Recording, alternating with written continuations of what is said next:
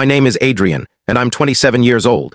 Until recently, I was trapped in a draining routine that suffocated me. I was worn out, not just from grueling hours at a job that barely covered my expenses, but also from a family that, instead of uplifting me, treated me like a cash dispenser.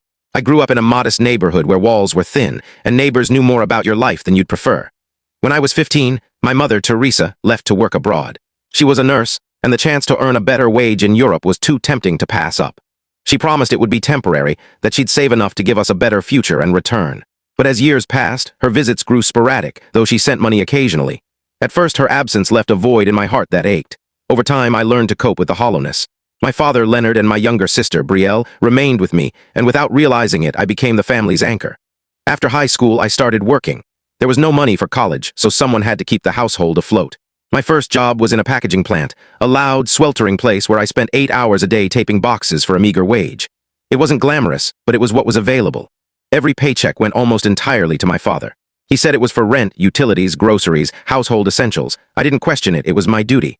I was the man of the house, wasn't I? Someone had to step up, but something always felt off. Brielle, my 23-year-old sister, contributed nothing, absolutely nothing. She worked part-time at a boutique, but every cent she earned went to nights out, designer outfits, or gym memberships.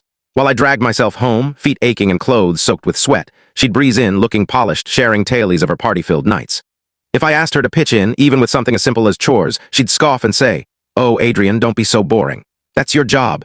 My father, lounging on the sofa with a beer, would chuckle and say, "Let her be, she's young. She'll have time for responsibilities later."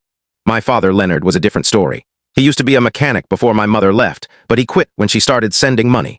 He'd claim it wasn't worth slaving away for pennies when Teresa could provide. But when her remittances became irregular, he never bothered looking for work again. Instead, he mastered the art of spending my money. I'd come home to find him in the backyard with his buddies, empty beer cans scattered around, music blaring. One night, I counted over 20 cans. Who paid for them? Me, my wages, my sweat. I tried talking to him countless times. "Dad, I need you to chip in. I can't cover everything." But he'd always respond with the same smug grin. "Adrian, you're young, you're tough. I've done my time working. Now it's my turn to live a little. And your sister, she's my princess. I won't make her toil like you do." He'd laugh as if my struggles were a punchline. When I came home exhausted and saw Brielle heading out in a new outfit or my father cracking open another beer, a quiet rage burned inside me. But I swallowed it. Not because I wanted to, but because my mother had made me promise something before she left. "Adrian, look after your father and sister. Don't abandon them. You're the man of the house now." Like a fool, I took her words as gospel. Whenever I felt like snapping, her voice echoed. We can't tell the full story in a short video. If you want to see the full story, click the link in the